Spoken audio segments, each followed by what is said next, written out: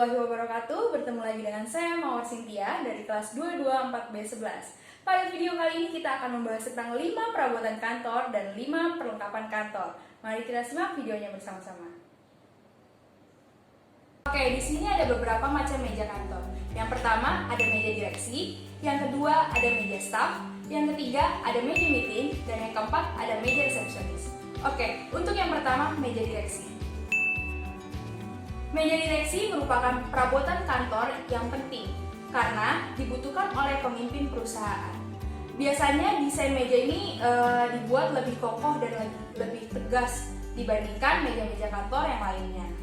Untuk modelnya ada banyak sekali macamnya, mulai dari yang berbentuk letter L sampai dengan yang berbentuk panjang dan lebar. Biasanya ukuran meja direksi ini panjangnya kurang lebih 2 meter, tingginya minimal 74 cm, dan lebarnya minimal 80 cm.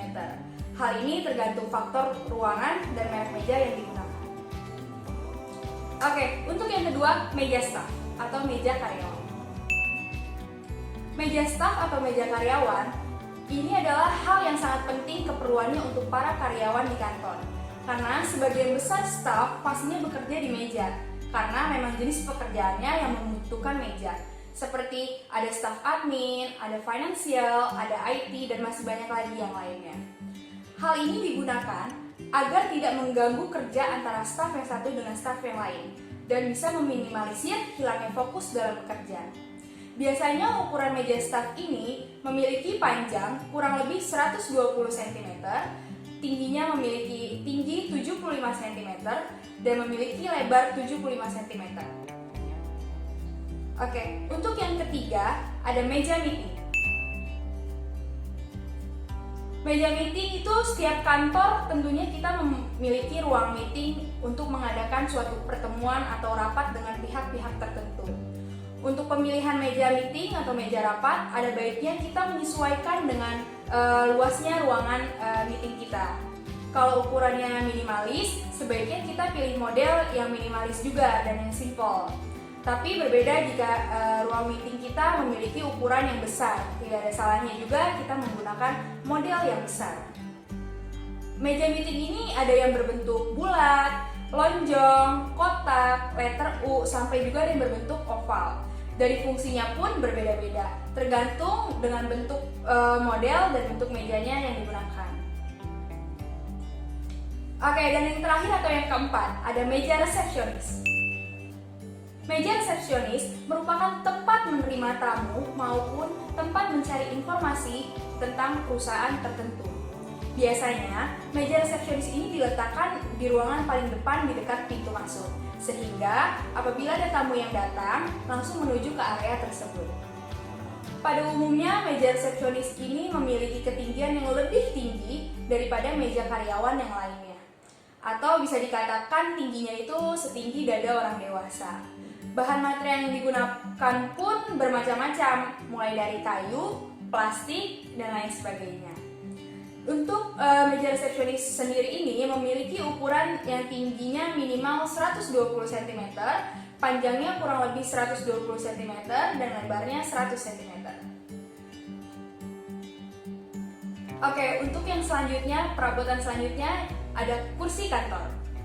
Kursi kantor adalah bentuk furniture yang dirancang untuk duduk seorang karyawan agar posisinya nyaman pada saat bekerja. Oke, di sini ada macam-macam kursi kantor. Yang pertama ada kursi pimpinan, yang kedua ada kursi komputer, yang ketiga ada kursi staff, dan yang terakhir ada kursi meeting. Oke, untuk yang pertama kursi pimpinan. Kursi pimpinan ini umumnya memiliki ukuran yang besar dan lebih empuk. Mungkin tujuannya supaya pimpinan kita merasakan kenyamanan pada saat duduk. Modelnya pun elegan dan mengesankan, akan membuat suasana kerja terasa menjadi lebih nyaman dan menyenangkan. Sandarannya dibuat dengan cukup tinggi agar sempurna menopang kepala pimpinan. Oke, untuk yang kedua ada kursi komputer. Kursi komputer merupakan sebuah kursi yang didesain untuk pengguna yang menggunakan komputer sebagai media pekerjaannya. Memang saat ini di pasaran ada banyak sekali jenis kursi dan beragam kursi komputer ini. Di mana pada dasarnya kursi komputer ini memiliki jenis dan model sandaran yang mampu menyesuaikan bentuk punggung sehingga mampu menjaga postur tubuh dengan baik pada saat menggunakan kursi tersebut. Tidak hanya itu, kursi ini juga dilengkapi dengan roda agar memudahkan fleksibilitas pada saat bekerja. Oke, untuk yang selanjutnya yang ketiga ada kursi staff. Kursi staf adalah kursi yang biasa digunakan oleh staf atau karyawan. Pada umumnya, kursi ini digunakan lebih kecil daripada kursi pimpinan, tapi biasanya sama-sama mempunyai kegunaan demi kenyamanan pada saat bekerja. Oke, untuk yang terakhir atau yang keempat ada kursi meeting. Kursi meeting ini merupakan kursi yang dipakai di ruang meeting dan bentuknya hampir sama dengan kursi komputer. Akan tetapi, kursi meeting ini biasanya mempunyai sandaran yang lebih condong ke depan, di mana hal ini dimaksud agar pengguna kursi ini selalu siaga dan menangkap semua informasi yang sedang dibahas dalam meeting tersebut. Oke, pada dasarnya kursi ini sangat fleksibel sehingga bisa lebih mudah untuk diatur kembali posisinya disesuaikan dengan kebutuhan kita. Oke, untuk perabotan yang ketiga ada filing cabinet. Filing cabinet ini merupakan sebuah lemari yang terbuat dari bahan logam yang memiliki ukuran tegak seperti lemari. Filing cabinet ini bentuknya sama seperti laci dorong. Bedanya, filing cabinet ini memiliki kapasitas yang lebih besar sehingga kita bisa menyimpan lebih banyak dokumen di dalamnya. Filing cabinet ini biasa digunakan di rumah sakit, di kepolisian, atau di kantor-kantor yang lainnya yang membutuhkan tempat untuk penyimpanan file atau dokumen. Biasanya laci yang ada di filing cabinet ini berukuran 25 x 35 cm. Oke, dengan adanya filing cabinet ini atau lemari arsip ini, berkas yang telah disimpan akan lebih mudah ditemui dan tidak mudah hilang. Jadi apabila suatu hari kita ingin gunakan kembali, kita bisa dengan lebih mudah untuk menemukannya. Oke, untuk selanjutnya adalah cara penggunaannya. Cara penggunaan dari filing cabinet ini adalah pertama kita menyusun arsip terlebih dahulu. Penyusunan arsip ini dilakukan dengan cara berdiri atau menyamping atau bisa disebut dengan lateral.